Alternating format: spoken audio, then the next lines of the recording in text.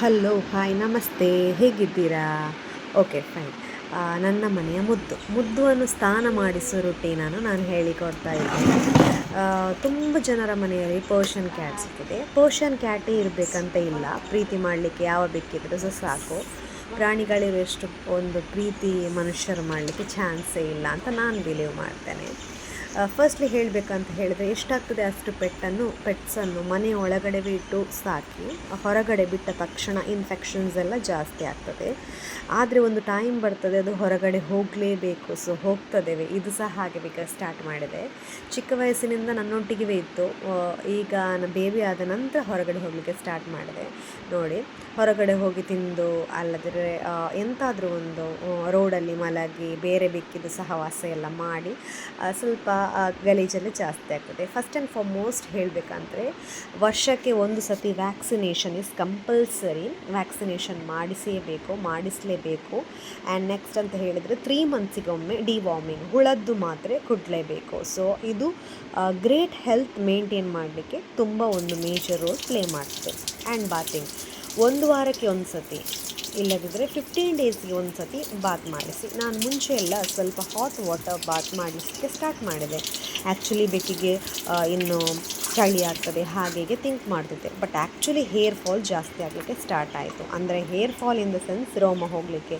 So ಅದಕ್ಕೋಸ್ಕರ ನಾನು ಬಿಸಿ ನೀರು ಸ್ನಾನ ಮಾಡಿಸೋದನ್ನು ಸ್ಟಾಪ್ ಮಾಡಿದೆ. ಸೊ ನಾನು ಈಗ ತಣ್ಣಗಿನ ನೀರಲ್ಲಿ ಸ್ನಾನ ಮಾಡಿಸ್ತಾ ಇದ್ದೇನೆ.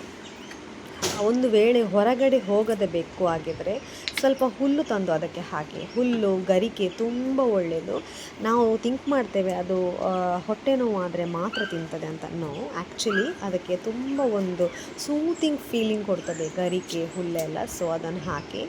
ಯಾವುದೇ ಒಂದು ವಸ್ತು ಆಗಲಿ, ಮನುಷ್ಯ ಆಗಲಿ, ಪ್ರಾಣಿ ಆಗಲಿ, ಮನೆ ಆಗಲಿ, ನಾವು ಮೇಂಟೈನ್ ಮಾಡಿದರೆ, ಅದರ ಬಗ್ಗೆ ಕೇರ್ ತೊಗೊಂಡ್ರೆ ಮಾತ್ರ ಅದು ಚಂದ ಮಾಡಿ ತುಂಬ ಲಾಂಗ್ ಟೈಮ್ ತನಕ ಇರ್ತದೆ. ಇಲ್ಲದಿದ್ದರೆ ಆ ಆಯುಷ್ಯವನ್ನು ನಮ್ಮ ಹತ್ರ ಕಂಟ್ರೋಲ್ ಮಾಡಲಿಕ್ಕೆ ಸಾಧ್ಯ ಇಲ್ಲ. ಹೆಲ್ತನ್ನು ನಾವು ಕಂಟ್ರೋಲ್ ಮಾಡ್ಬೋದು ಅಷ್ಟೇ. Prevention is better than cure. ಮನೆಯಲ್ಲಿ ಮಕ್ಕಳಿರುವಾಗ ಈವನ್ ನಮಗೆ ಸಹ ತುಂಬ ಒಳ್ಳೆಯದು ನಿಮ್ಮ ಮನೆಯ ಪೆಟ್ಸ್ ಅಷ್ಟೇ ಒಂದು ಕ್ಲೀನ್ ಇದ್ದರೆ. ಸೊ ಫಸ್ಟ್ಲಿ ನೀವು ಅದನ್ನು ಚಂದ ಮಾಡಿ ಬ್ರಷ್ ಮಾಡಿ ಚಂದ ಮಾಡಿ ಬಾಚಣಿಗೆಯಲ್ಲಿ, ಸೊ ದ್ಯಾಟ್ ಸಿಕ್ಕೆಲ್ಲ ಇದ್ದರೆ ಹೋಗಲಿ. ಇಲ್ಲದಿದ್ದರೆ ನೀವು ಸ್ನಾನ ಮಾಡಿಸಿ ಆದ ನಂತರ ಸಿಕ್ಕಾಗ್ತದೆ. ಯಾಕೆಂತ ಹೇಳಿದರೆ ಅದು ಆಲ್ರೆಡಿ ವೆಟ್ ಆಗ್ತದಲ್ಲ, ಅದಕ್ಕೋಸ್ಕರ ನಾನು ಚಂದ ಮಾಡಿ ಅದಕ್ಕೆ ಒಂದು ಒಳ್ಳೆ ಕೋಂಬ್ ಮಾಡಿ ಆ ನಂತರ ನಾನು ನೀರು ಹಾಕಿ ಸೋಪೆಲ್ಲ ಹಾಕಿ ಅದರದ್ದೇ ಆದ ಕಂಡೀಷ್ನರ್ ಶ್ಯಾಂಪೂಸ್ ಎಲ್ಲ ಬರ್ತದೆ. ಆ್ಯಕ್ಚುಲಿ ಪೆಟ್ಸ್ ಅಂತ ಹೇಳಿದರೆ ನಾಯಿ ಬೆಕ್ಕು ಎರಡಕ್ಕೆ ಸಹ ಸೇಮ್ ಒಂದೇ shampoo conditioner with doctors prescriptions use ಮಾಡಬಹುದು. ಆ್ಯಕ್ಚುಲಿ ಇದು ಸ್ಕಿನ್ನಿಗೆಲ್ಲ ತುಂಬ ಒಳ್ಳೆಯದು. ಬೇಕಿದ್ದರೆ ಹೇಳಿ, ನಾನು ಕಮೆಂಟ್ ಬಾಕ್ಸಲ್ಲಿ ಡಿಸ್ಕ್ರಿಪ್ಷನ್ ಬಾಕ್ಸಲ್ಲಿ ಇದು ಹಾಕಿರ್ತೇನೆ, ಇದರದ್ದು ಹೆಸರು. ಇದು ಹಾಕಿ ಒಂದು 2 ನಿಮಿಷ ಬಿಡಬೇಕು. ಶ್ಯಾಂಪೂ ಆಗಲಿ ಕಂಡೀಷ್ನರ್ ಆಗಲಿ ಎಲ್ಲ ಪೆಟ್ ಶಾಪಲ್ಲಿ ಸಹ ಸಿಗ್ತದೆ. ಎಲ್ಲ ಶ್ಯಾಂಪೂ ಕಂಡೀಷ್ನರ್ಸ್ ಎಲ್ಲ ಸೇಮ್ ಇರ್ತದೆ ಮೋಸ್ಟ್ಲಿ. ಹೈಬ್ರಿಡ್ಗೆಲ್ಲ ಸ್ವಲ್ಪ ಚೇಂಜ್ ಬೇಕಿದ್ರೆ ನೀವು ಮಾಡಬಹುದು.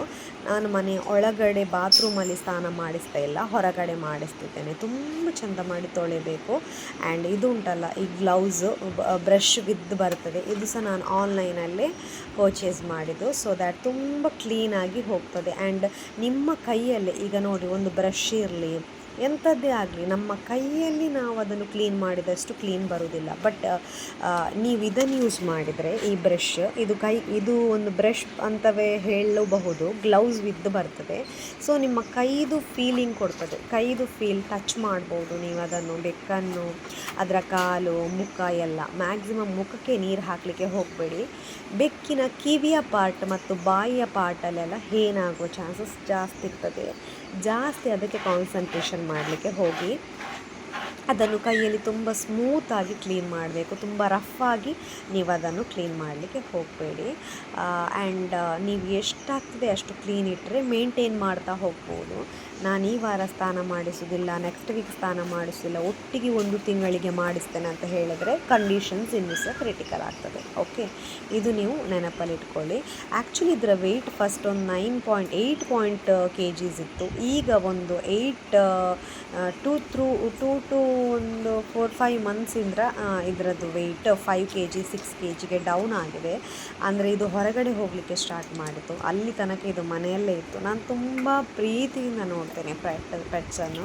ನೋಡಿ ಈಗ ಕಣ್ಣಿದು ಸುತ್ತ ಬಾಯೆಲ್ಲ ನೋಡಿ ಎಷ್ಟು ಕ್ಲೀನ್ ಆಯ್ತಂತ. ಡಸ್ಟ್ ಅಂತ ಅಲ್ಲ, ಕೊಳ್ಳೆ ಅಂತ ಅಲ್ಲ, ಬಟ್ ಇರ್ತದೆ ನೋಡಿ. ಎಷ್ಟೇ ಆಗಲಿ ಹೊರಗಡೆ ಹೋಗುವಾಗ, ಮಣ್ಣಲ್ಲಿ ಮಲಗುವಾಗ ಇದೆಲ್ಲ ಕಾಮನ್. ಸೊ ನೀವು ಕ್ಲೀನ್ ಮಾಡಬೇಕು. ಆ್ಯಂಡ್ ಈಗ ಮನೆಯಲ್ಲಿ ಒಂದು ಯಾರೇ ಆಗಲಿ ಒಂದು ಹೊಸ ಮಗು ಹುಟ್ಟಿತಂತ ಥಿಂಕ್ ಮಾಡಿ, ಇಲ್ಲದಿದ್ದರೆ ಹೊಸ ಪೆಟ್ಸ್ ಬಂತ, ಅಲ್ಲ ನೀವು ಟ್ರಾವೆಲಿಂಗ್ ಮಾಡ್ತಿದ್ದೀರಾ ಅಂತ ಹೇಳಿದರೆ, ನಮ್ಮನ್ನೇ ನಂಬಿ ನಾವು ಸಾಕಲಿಕ್ಕೆ ರೆಡಿಯಾದ ಪೆಟ್ಟನ್ನು ಯಾರಿಗೆ ಸಹ ಕೊಡೋದು, ಹುಷಾರಿಲ್ಲ ಅಂತ ಹೇಳಿದರೆ ಅದನ್ನು ರೋಡ್ ಸೈಡಲ್ಲಿ ಬಿಡೋದು, ಇದನ್ನು ಮಾಡಲಿಕ್ಕೆ ಹೋಗಬೇಡಿ. ಅದು ನಮ್ಮನ್ನು ತುಂಬ ಪ್ರೀತಿ ಮಾಡ್ತದೆ. ನೋಡಿ, ಮನುಷ್ಯರು ನಾವು ಹೇಗೆ ಸಹ ನಾವು ಬಾಯಿ ಬಿಟ್ಟು ಹೇಳಬಹುದು ಹೀಗೆ ಹಾಗೆ ಆಗ್ತಾ ಉಂಟು ಅಂತ, ಬಟ್ ನೋ ನೆವರ್. ಕೆಲವು ಸತಿ ನಮಗೆ ಆಗುವ ಕೆಟ್ಟದ್ದನ್ನು ಸಹ ಪೆಟ್ಸ್ ತಗೊಳ್ತದೆ ಅಂತ ಹೇಳ್ತಾರೆ. ಅದು ನೀವೆಷ್ಟು ಬಿಲೀವ್ ಮಾಡ್ತೀರಿ ನನಗೆ ಗೊತ್ತಿಲ್ಲ, ಬಟ್ ಇಟ್ ಈಸ್ ಟ್ರೂ. ನಾನು ಹೇಳಬೇಕಂತ ಹೇಳಿದರೆ ನಿಜವಾಗಿ ಸಹ ಹೌದು. ಸೊ ಆ ಪೆಟ್ಟನ್ನು ನಾವು ಲಾಸ್ಟ್ ತನಕ ಚಂದ ಮಾಡಿ ನೋಡಿಕೊಳ್ಬೇಕು. ಯಾರು ಎಂಥದ್ದೇ ಹೇಳಿ, ಎಲ್ಲರಿಗೆ ಸಹ ಪೆಟ್ಸ್ ಕನೆಕ್ಟ್ ಆಗೋದಿಲ್ಲ. ಫಸ್ಟ್ ಪಾಯಿಂಟ್ ಇದು ನೆನಪಿಡಬೇಕು. ಪೆಟ್ಸ್ ಕನೆಕ್ಟ್ ಆಗಬೇಕಂತ ಹೇಳಿದರೆ ಅದೇ ಥರ ಮನಸ್ಸಿರಬೇಕು. ಮಕ್ಕಳು ಹೇಗೆ ನಮ್ಮನ್ನು ಚೂಸ್ ಮಾಡ್ತಾರೆ, ಈವನ್ ಪೆಟ್ಸ್ ಸಹ ನಮ್ಮನ್ನು ಚೂಸ್ ಮಾಡ್ತದೆ. ಎಲ್ಲ ಪೆಟ್ ಬಂದು ನಿಮ್ಮೊಟ್ಟಿಗೆ ಇರಲಿಕ್ಕೆ ಆಗೋದಿಲ್ಲ. ಎಲ್ಲರಿಗೆ ಪೆಟ್ಸನ್ನು ಪ್ರೀತಿ ಮಾಡುವ ಮನಸ್ಸು ಸಹ ಇರೋದಿಲ್ಲ, ಆ್ಯಂಡ್ ಎಲ್ಲರನ್ನು ಸಹ ಪೆಟ್ಸ್ ಪ್ರೀತಿ ಮಾಡೋದಿಲ್ಲ. ಇದು ನಿಜವಾಗಿ ಎಲ್ಲರೂ ಸಹ ಅರ್ಥ ಮಾಡಿಕೊಳ್ಳುವ ವಿಷಯ ಅಂತಲೇ ಹೇಳಬಹುದು. ಆ್ಯಂಡ್ ನೋಡಿ, ನಾನು ಮುಖಕ್ಕೆ ಎಲ್ಲಿ ಸಹ ನೀರು ಹಾಕಲಿಕ್ಕೆ ಹೋಗಲಿಲ್ಲ. ನಾನು ಖಾಲಿ ನೆಕ್ಕಿಂದ ಕೆಳಗಡೆ ಬಾಲ, ಅದರದ್ದು ಹೊಟ್ಟೆ, ಕೈ ಜಾಸ್ತಿ ಕಾನ್ಸಂಟ್ರೇಷನ್ ಮಾಡಿ ಚಂದ ಮಾಡಿ ತೊಳಿತಾ ಇದ್ದೇನೆ. ಆಗ್ತಾ ಉಂಟು ಇದೀಗ ಚಂದ ಮಾಡಿ ಕ್ಲೀನ್ ಆಗ್ತಾ ಇದ್ದಾನೆ. ಮುದ್ದು ಅಂತ ಇವನ ಹೆಸರು. ಇವನಿಗೆ ತುಂಬ ಪ್ರೀತಿ. ಮ್ಯಾಕ್ಸಿಮಮ್ ಇದು ಕಾಟಲ್ಲಿ ನನ್ನೊಟ್ಟಿಗೆ ಇದ್ದದ್ದು, ನನ್ನೊಟ್ಟಿಗೆ ಮಲಗ್ತಿದ್ದದ್ದು. ಈಗ ಸ್ವಲ್ಪ ದೂರ ಆಗಿದೆ, ಬಟ್ ನನ್ನಿಂದ ದೂರ ಆಗಲಿಕ್ಕೆ ನಾನು ಬಿಡಲಿಲ್ಲ. ಪೆಟ್ಸಿನಷ್ಟು ನಿಷ್ಕಲ್ಮಶ ಪ್ರೀತಿ ಮನುಷ್ಯರು ಮಾಡಲಿಕ್ಕೆ ಸಾಧ್ಯವೇ ಇಲ್ಲ. ನಾವು ಎಷ್ಟು ಲೇಟಾಗಿ ಬರಲಿ, ನಮ್ಮನ್ನು ವೆಯ್ಟ್ ಮಾಡೋದಾಗಲಿ, ನಾವು ಹಾಕಿದ್ದನ್ನು ತಿಂದು ಬದುಕೋದಾಗಲಿ, ಎಂಥ ಸಹ ಆಗಲಿ, ಅದೇ ಬೇಕು ಇದೇ ಬೇಕಂತ ಕೇಳೋದಿಲ್ಲ. ಆ್ಯಕ್ಚುಲಿ ಇದಕ್ಕೆ ನಾನು ಪೆಟ್ ಫುಡ್ಡೇ ಹಾಕೋದು, ಪೆಡಿಗ್ರಿ. ಬಟ್ ಮೊಸರನ್ನೆಲ್ಲ ಇದು ತಿಂತದೆ. ಇದು ನಾನು ನಮ್ಮ ಮಕ್ಕಳಿಗೆ ಸಹ ಮಾಡ್ತೇವೆ. ತಲೆಗೆ ಸ್ನಾನ ಮಾಡಿದ ನಂತರ ತಲೆದು ಒಂದು ಉಫ್ ಮಾಡಿ ನೀರು ತೆಗೆದು, ಸೊ ನಾನು ಇದಕ್ಕೆ ಸಹ ಮಾಡ್ತೇನೆ. ಆ್ಯಂಡ್ ನೀವು ಪೆಟ್ಸ್ ಇದ್ದರೆ ಮನೆಯಲ್ಲಿ ಅದನ್ನು ಸ್ನಾನ ಮಾಡಿಸಿ ಅದರ ಕೇರ್ ತೊಗೊಂಡ ನಂತರ ನೀವು ಸಹ ಒಂದು ಚಂದ ಬಾತ್ ತೊಗೊಳ್ಳಿ. ಯಾಕೆ ಅಂತ ಹೇಳಿದರೆ ಮನೆಯಲ್ಲಿ ಮಕ್ಕಳಿದ್ದರೆ ನಾಳೆ ಇನ್ಫೆಕ್ಷನ್ಸ್ ಅಂಥದ್ದೆಲ್ಲ ಚಾನ್ಸಸ್ ಜಾಸ್ತಿ ಇರ್ತದಲ್ಲ. ಸೊ ನಾನು ಸಹ ಹಾಗೆ ಇದನ್ನು ಒಂದು ಫುಲ್ ವೆಟ್ ಕ್ಲೋತು, ಅದು ಫುಲ್ ಒಂದು ಕ್ಲೋತ್ ವೆಟ್ ಆಗೋ ತನಕ ಕ್ಲೀನ್ ಮಾಡಿ ಮತ್ತೆ ಡ್ರೈ ಕ್ಲೋತಲ್ಲಿ ನಾನು ವಾಶ್ ಮಾಡ್ತೇನೆ. ಇದು ಬೇರೆ ಬೆಕ್ಕಿನ ಥರ ನಾವು ಒಂದು ಕ್ರ್ಯಾಂಕಿಯಾಗಿ ಆಡೋದು, ಒಂದು ಕಚ್ಚೋದು, ಪರಚೋದು ಸ್ನಾನ ಮಾಡಿಸುವಾಗ ಅಂಥದ್ದೇನು ಮಾಡಲ್ಲ. ಬಿಕಾಸ್ ನಾನು 1 ತಿಂಗಳ ಮಗುವಿಂದಲೇ ಸ್ಟಾರ್ಟ್ ಮಾಡಿದ್ದೇನೆ ಸ್ನಾನ ಮಾಡಿಸಲಿಕ್ಕೆ. ಸೊ ಅದಕ್ಕೆ ಆದತ್ತಾಗಿದೆ. ಈಗ ಸ್ವಲ್ಪ ಚಳಿ ಆಗಬಹುದು ಅಷ್ಟೇ, ಬಿಟ್ಟು ಇರಿಟೇಷನ್ ಹಾಗೆಲ್ಲ ಎಂತ ಆಗೋದಿಲ್ಲ. ತುಂಬ ಒಂದು ನಾವು ಹೇಗೆ ಕೇರ್ ಮಾಡ್ತೇವೆ ಹಾಗೆಯೇ ಅದು ಸಹ ನಮ್ಮನ್ನು ಕೇರ್ ಮಾಡ್ತದೆ. ಆ್ಯಕ್ಚುಲಿ ನಾನು ಒಂದು ವಿಡಿಯೋ ನೋಡಿದ್ದೆ ಯೂಟ್ಯೂಬಲ್ಲಿ. ಹೇಗೆ ಅಂತ ಹೇಳಿದರೆ, ಫಾರಿನ್ ಕಂಟ್ರೀಸಲ್ಲಿ ನಾವು ಸಾಕಿದ ಇದು ವರ್ಕ್ ಮಾಡಲಿಕ್ಕೆ ಪೆಟ್ಸನ್ನು ನೋಡಲಿಕ್ಕೆ ಫಾರಿನ್ ಕಂಟ್ರೀಸಿಗೆ ಹೋಗ್ತಾರೆ. 45,000 to 50,000 ಪೇ ಮಾಡ್ತಾರೆ. ಆ್ಯಕ್ಚುಲಿ ನಾನು ಈ ಬ್ಲಾಗ್ ಒಂದು ನೋಡಿದ್ದೆ, ಒಬ್ಬರು ಮ್ಯಾಂಗ್ಳೂರಿಂದ ಹೋದವರು. ಸೊ ನಾನು ವೀಡಿಯೋ ಸಿಕ್ಕಿದರೆ ಟ್ಯಾಗ್ ಮಾಡ್ತೇನೆ. So this is what foreign ಕಂಟ್ರೀಸಲ್ಲಿ ಎಲ್ಲ ಬೆಳಿಗ್ಗೆ ಕೆಲಸಕ್ಕೆ ಅಮ್ಮ ಮನೆಯವರು ಹೋದರೆ ಮಕ್ಕಳೊಟ್ಟಿಗೆ ಪೆಟ್ಸೇ ಜಾಸ್ತಿ ಇರೋದು. ಸೊ ನೀವು ನೋಡಿರಬಹುದು ಆ ವಿಡಿಯೋ. ಅವರು ತುಂಬ ಕನೆಕ್ಟ್ ಆಗ್ತಾರೆ ಪೆಟ್ಸಿಗೆ, ತುಂಬ ಪ್ರೀತಿ ಮಾಡ್ತಾರೆ. So not only foreign countries, ಈಗ ಮ್ಯಾಂಗ್ಳೂರಲ್ಲಿ, ಈಗ ಎಲ್ಲ ಕಡೆ ಬ್ಯಾಂಗ್ಳೂರಲ್ಲಿ ಎಲ್ಲ ಪೆಟ್ಸಿದ ಮೇಲೆ ಪ್ರೀತಿ ಜಾಸ್ತಿ ಉಂಟು, ಕೇರ್ ಮಾಡುವವರಿದ್ದಾರೆ. ತುಂಬ ಖುಷಿ ಆಗ್ತದೆ. ಆ್ಯಂಡ್ ಇನ್ನೊಂದು ಮೇನ್ ಪಾಯಿಂಟ್ ಅಂತ ಹೇಳಿದರೆ, ಬ್ರೀಡಿಗೆ ಜಾಸ್ತಿ ಹೋಗಲಿಕ್ಕೆ ಹೋಗಬೇಡಿ. ನಾನ್ ಬ್ರೀಡ್, ರೋಡ್ ಸೈಡ್, ಸ್ಟ್ರೀಟ್ಸ್, ತುಂಬ ಒಂದು ಹೊತ್ತು ಊಟಕ್ಕೆ ಸಹ ಗತಿ ಇಲ್ಲದ್ದು ಪ್ರಾಣಿಗಳಿರ್ತದೆ. ಸೊ ಅದನ್ನು ಸಹ ಕೇರ್ ಮಾಡಿ. ಆ್ಯಕ್ಚುಲಿ ನಾನು ನಿನ್ನೆ ಒಂದು ಔಟ್ಸೈಡ್ ಹೋಗಿದ್ದಾಗ ರೋಡಲ್ಲಿ ಒಂದು ನಾಯಿ ಆಕ್ಸಿಡೆಂಟ್ ಆಗಿ ತೀರಿ ಹೋಯಿತು. ನನಗೆ ಎಷ್ಟು ಒಂದು ತುಂಬ ಕನೆಕ್ಟ್ ಆಯಿತು, ತುಂಬ ಬೇಜಾರಾಯಿತು. ಸ್ವಲ್ಪ ಡ್ರೈವಿಂಗ್ ಸ್ಲೋ ಮಾಡಿ. ಆ್ಯಕ್ಚುಲಿ ಅದರದ್ದು ಸಹ ತಪ್ಪಿರ್ತದೆ, ಬಟ್ ನಾವು ನಮ್ಮ ಜಾಗ್ರತೆ ಮಾಡುವ. ಇದೊಂದು ಪೌಡರ್, ಇದು ಆ್ಯಂಟಿ ಫಂಗಲ್ ಅಂತ ಹೇಳಬಹುದು. ನಾನು ಯಾವುದು ಸಹ ಮನುಷ್ಯರಿಗೆ ಯೂಸ್ ಮಾಡುವ ವಸ್ತನ್ನು ಪ್ರಾಣಿಗೆ ಯೂಸ್ ಮಾಡೋದಿಲ್ಲ, ಪ್ರಾಣಿಗೆ ಯೂಸ್ ಮಾಡುವ ವಸ್ತನ್ನು ಮನುಷ್ಯರಿಗೆ ಯೂಸ್ ಮಾಡೋದಿಲ್ಲ. ಇದೆಂತ ಅಂತ ಹೇಳಿದರೆ, ಸ್ನಾನ ಮಾಡಿಸ ನಂತರ ಸ್ವಲ್ಪ ಒದ್ದೆ ಇರುವಾಗಲೇ ಇದನ್ನು ಹಾಕಬೇಕು. So skin infection, skin allergies ಎಲ್ಲ ಇದ್ದರೆ ಒಳ್ಳೆಯದಾಗ್ತದೆ. ಆ್ಯಂಡ್ ತುಂಬ ಚಂದ ಮಾಡಿದ್ದು ಒಣಗ್ತದೆ, ಡ್ರೈ ಆಗಬೇಕು. ಇವನಿಗೆ ನಾನು ಏರ್ ಡ್ರೈಯರ್ ಇಟ್ಟರೆ ಇವನು ಓಡ್ತಾನೆ. ಸೊ ನಾನು ಏರ್ ಡ್ರೈಯರ್ ಇಟ್ಟು ಡ್ರೈ ಮಾಡೋದಿಲ್ಲ. ಆ್ಯಕ್ಚುಲಿ ನನಗೆ ತುಂಬ ಚಂದ ಮಾಡಿ ನಾನು ಮುಂಚೆ ಇವರನ್ನೆಲ್ಲ ನೋಡಿಕೊಳ್ತಾ ಇದ್ದೆ. ಈಗ ಮಗು ಆದ ನಂತರ ಸ್ವಲ್ಪ ಕಷ್ಟ ಆಗ್ತದೆ. ಈಗ ಅಪ್ಪ ಮಗುವನ್ನು ಹಿಡ್ಕೊಂಡ ತಕ್ಷಣ ನಾನು ಬಂದೆ ಹೊರಗಡೆ, ಮಗುವನ್ನು ಸ್ನಾನ ಮಾಡಿಸುವ ಅಂತ ತುಂಬ ಕಾಯ್ತಾ ಇದ್ದೆ.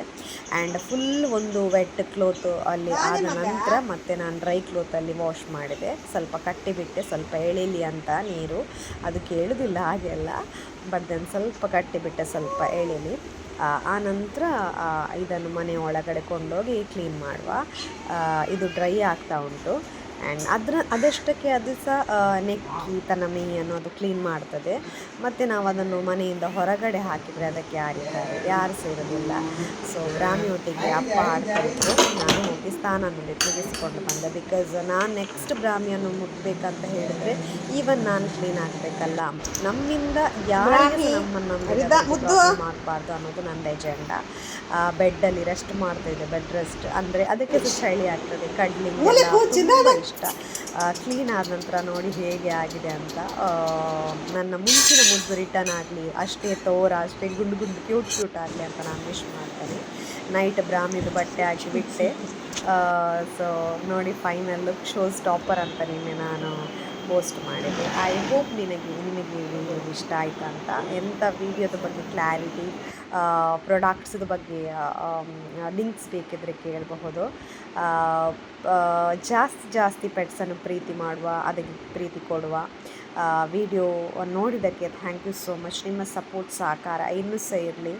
ಜಾಸ್ತಿ ವೀಡಿಯೋಸ್ ನೋಡಿ. ಆ್ಯಂಡ್ ಬ್ರಾಹ್ಮಿಗೆ ಮುದ್ದುವೆ ಅಣ್ಣ, ಸ್ವಂತ ಅಣ್ಣತನ, ಅವನು ಯಾವಾಗ ಸಹ ಒಟ್ಟಿಗೆ ಇದ್ದ.